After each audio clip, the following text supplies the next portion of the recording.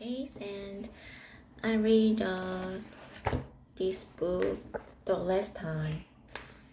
During week, I read the book only this book because it's fourth grade and it is difficult to me. It is difficult for me to read read this book, and I read this book for 20 minutes or 30 minutes a day.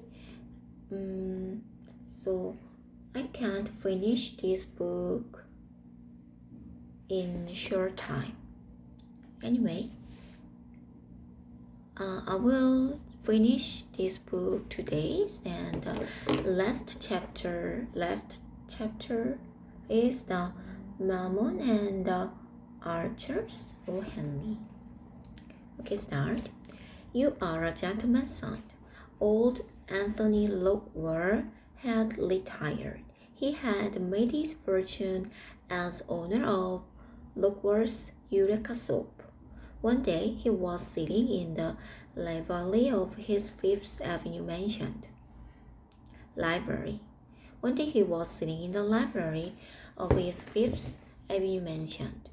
Through the window, he saw his neighbor G. Van Schoolite Suffolk Jones walk out to his waiting car. As usual, Suffolk Jones wrinkled his nose in disgust at the large Italian sculpture that stood next to Lockwood's front door. Old Anthony grinned and said, "What a stuck-up creature he is! I will have my house painted red, white, and blue next summer. Then he will be even angrier with me." Anthony Lockwood didn't like ringing bell for a servant, so he went to the door and shouted, "Mike!" Everyone said, "Anthony." Library, window, neighborhood, Jivan, Skylight, Suffolk Jones.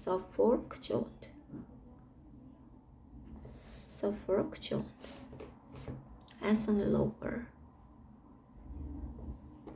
Kelly. Richard Lockwood. Miss Lantry. Aunt Ellen.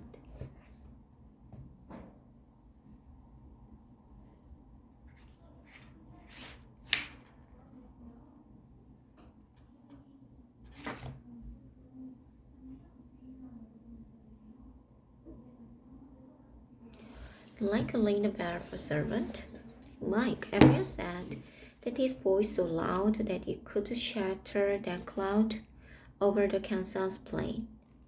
Shatter. When Mike alive, Anthony said, "Tell my son to come here before he leave the house." Old Anthony combed his thick white hair with his finger and rattled the key in his pocket. Rattles. But when young Lockwood entered the library, the old man put down his newspaper. His face was grim, but he looked kindly at his son. Combed his hair with finger and the letter key in his pocket. Letter. I don't know what rattle. 찰랑찰랑한들다. "Richard," said Anthony Lockwood, "what do you pay for the soap you use?" What do you pay for the soap you use?" Richard was startled by the question. He had been home from university for 6 months and was often surprised by his father's action and questioned. $6 a dozen? I think that.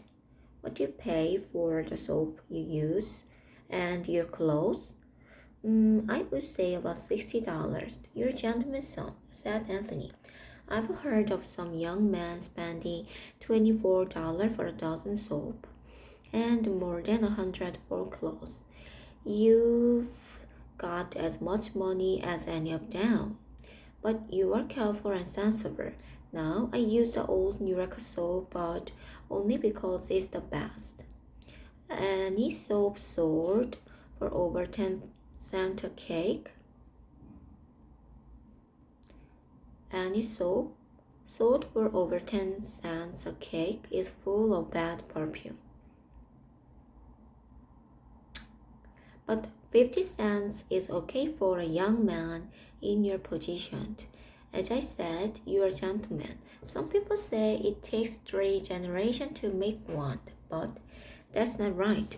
It was my money that made you a gentleman, and it almost made me one too. I am almost as impolite and unpleasant as my 2 stuck-up neighbors. I'm sure they can't sleep at night because I live in between them.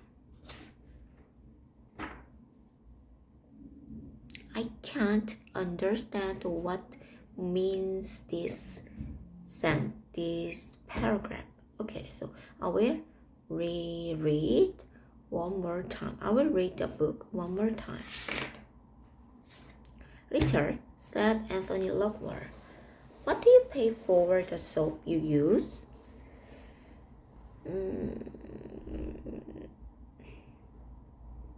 Richard was startled by the question. He had been home from university for 6 months and was often surprised by his father's action and question. $6 a dozen, I think that. And your clothes? I would say about $60. You're a gentleman's son. I've heard of some young man spending $24 for a dozen soap and more than 100 for clothes. You've got as much money as any of them.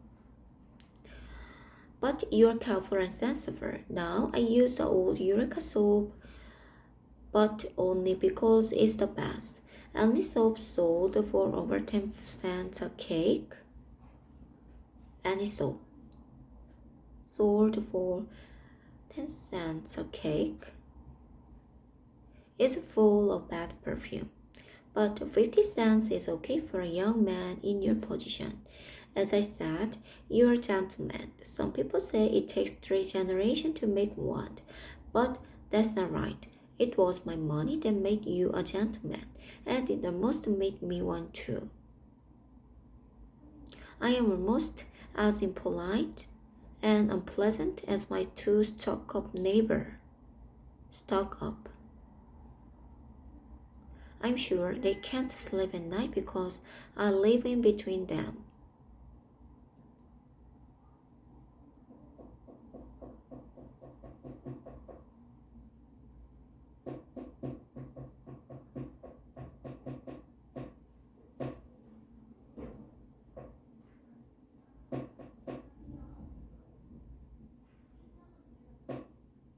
Any soap sold for over 10 cents a cake is full of bad perfume.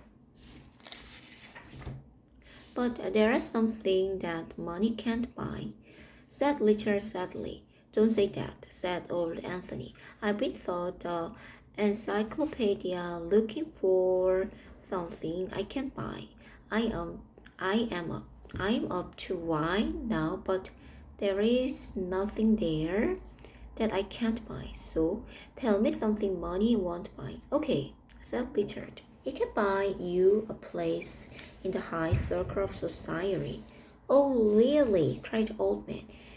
There would be no high society in America if some wealthy family had not paid to come here.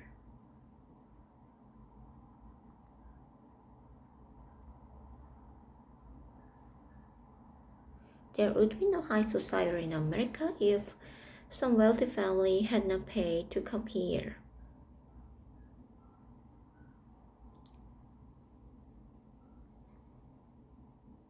Richard sighed. Now, boy, I know there's something wrong with you, continued the old man. I've noticed it for the past 2 weeks. Come on, tell me, son. I can get you about $11 million within 24 hours if necessary. Or if you need a holiday, my yacht is ready to take you to the Bahamas tomorrow. Not a bad guess. That, yes, there is something wrong. Oh, that's Anthony. What? Her name? Richard began to walk up and down the library. Sometimes his father seemed uninterested in his activity, but Richard knew that he loved and supported him. Why don't you ask her? Demanded old Anthony. You've got the money and the looks, and you are a decent boy. She will jump at you.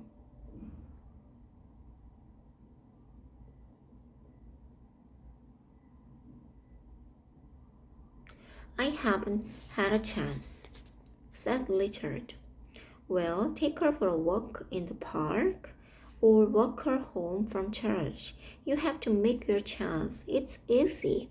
You don't know how high society works, Dad. Every minute of her time is arranged for day in advance. But I must marry the girl. Without her, this city means nothing to me, and I can't write to her. I don't know what to say. Come on, son, said the old man. Do you mean to tell me that all my money can't get you an hour or two the girl's time? Do you mean to tell me that all my money can't get you an hour or two the girl's time? It's too late, Dad, said Richard. She is sailing to Europe the day after tomorrow. She will be away for 2 years. She is staying out of the town at her aunt's, and I can't go there. However, tomorrow evening I'm picking her up from the 83 train at Grand Central Station. Then we will drive quickly down Broadway to Wheelock Theater, where her family will be waiting for us.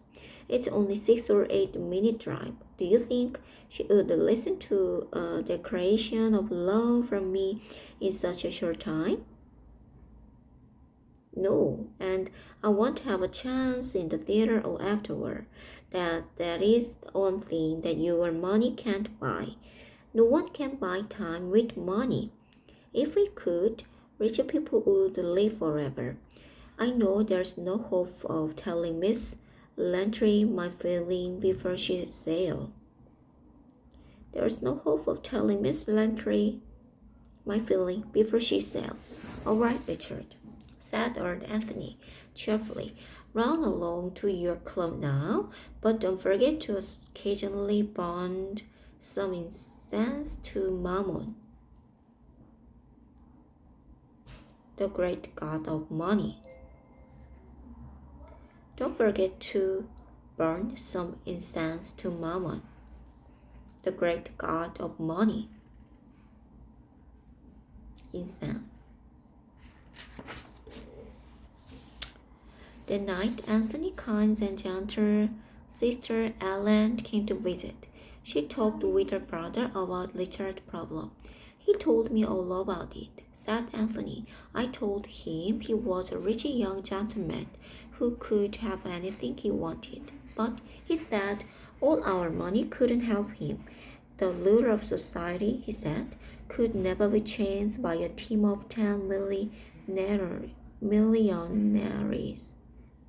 Oh, Anthony, sighed Aunt Ellen, I wish you wouldn't always think about money. Wealth is nothing where true love is concerned. Love is so powerful. I wish he had spoken of it sooner. She couldn't have refused Richard then, but I fear it's too late now. All your money can't bring happiness to your son. Mammon or Cupid. At 8 o'clock the next evening, Aunt Ellen gave Richard an antique gold ring. Wear it tonight, nephew, she begged. Your mother gave it to me and said it would bring luck in love to whoever wore it. She asked me to give it to you when you find the one you love.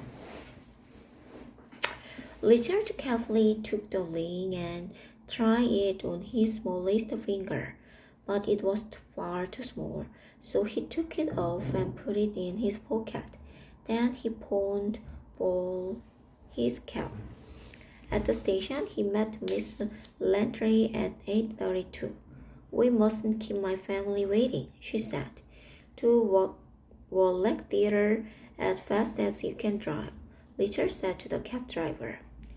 They raced off 42nd Street to Broadway, then they turned onto 35th, turned onto 34th Street. Suddenly, Richard ordered the cabman to stop. "I've dropped a ring," he said, as he climbed out of the cab. "It was my mother's, and I'd hate to lose it. It won't take long to find it." I saw where it fell. In less than a minute, he was back in the cab with a ring. But within that minute, a large streetcar had stopped directly in front of the cab. Streetcar. The cabman tried to pass the left, but the heavy express wagon blocked the way. He tried to light, but had to back away from the furniture band. He tried to right, but had to back away. Then he tried to back out, but dropped his rein and swore loudly. He tried to back out, but dropped his rein and swore loudly. A mass of vehicle and horse around his cab. Rain.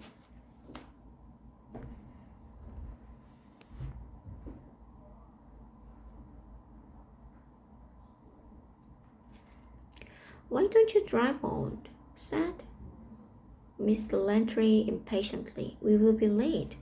Richard stood up in the cab and looked around. He saw wagon, truck, cab, vans, and streetcar filling the space around them, and more were hurrying and rattling toward them.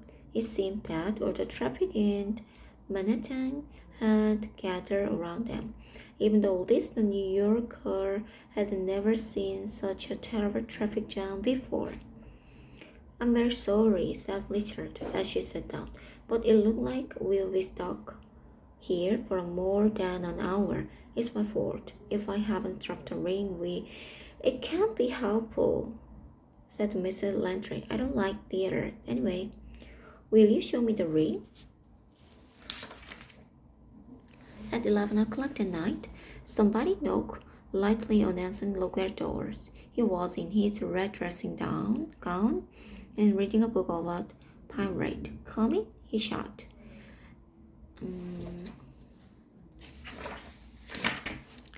Aunt Ellen opened the door and walked in. She looked like a gray-haired angel that had been left on Earth by mistake. "They are engaged, Anthony," she said softly. "Miss Landry has promised to marry Richard." On their way to the theater, there was a traffic jam. It was 2 hours before their cab could get out of it. "Now, Anthony," she continued, never boast of the power of money again."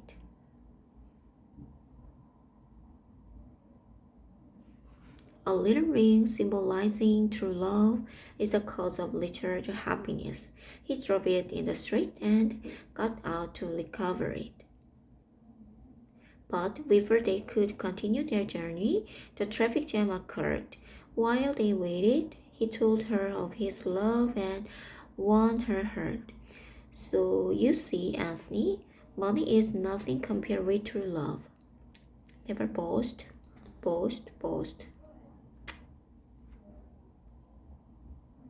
"Okay," said Lord Anthony. "I'm glad the boy has got what he wanted. I told him could have whatever money he needed."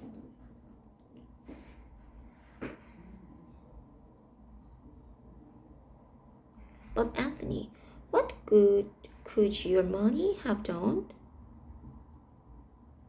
"Ellen, said Anthony Lockwell. My pirate is in big trouble. His ship is sinking. I wish you would let me finish this chapter. The story should end here, but we must get to the truth of it.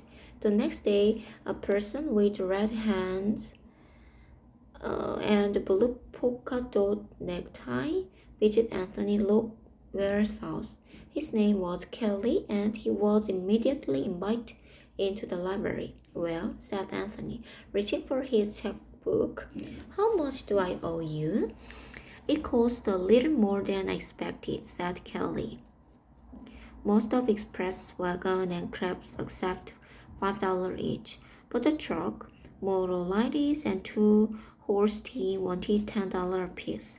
The cop stuck the hardest deal. I paid $2. Oh, $50 each. The cop stuck the hardest deal. Struck the hardest deal. But didn't it work beautifully? Mr. Lockmore, and no rehearsal either.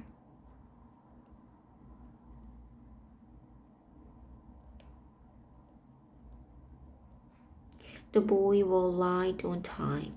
It was 2 hours before anyone could get through. There you are, Kelly. $1,300, said Anthony, tearing up the check. You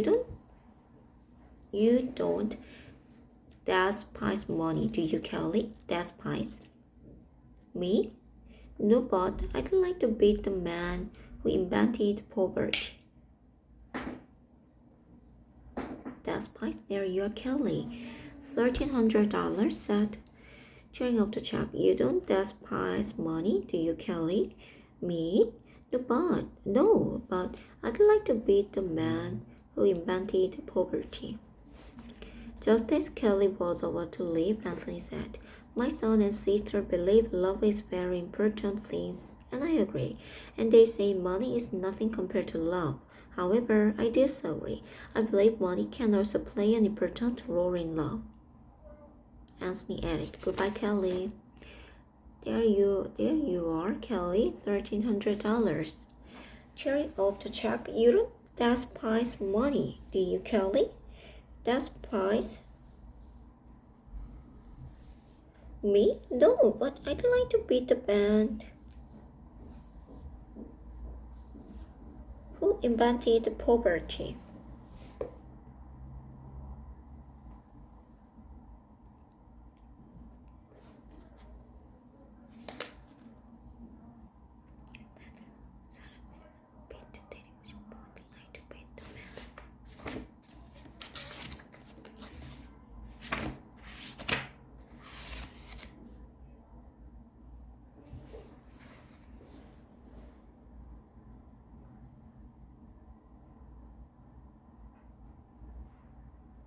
Anyway, this story is about the money and love. The son think the love is very important, and the money is usually to get the horse love, but they didn't know that his father make the circumstance to get the love of her, and her father help his son. His father help his son to get her love, because if there's no help of his father, he can't get Kelly's love. Anyway, I think love is very important, but money is important too. Okay, so I will read this story again, and it makes me understand the story very well. Good. Goodbye.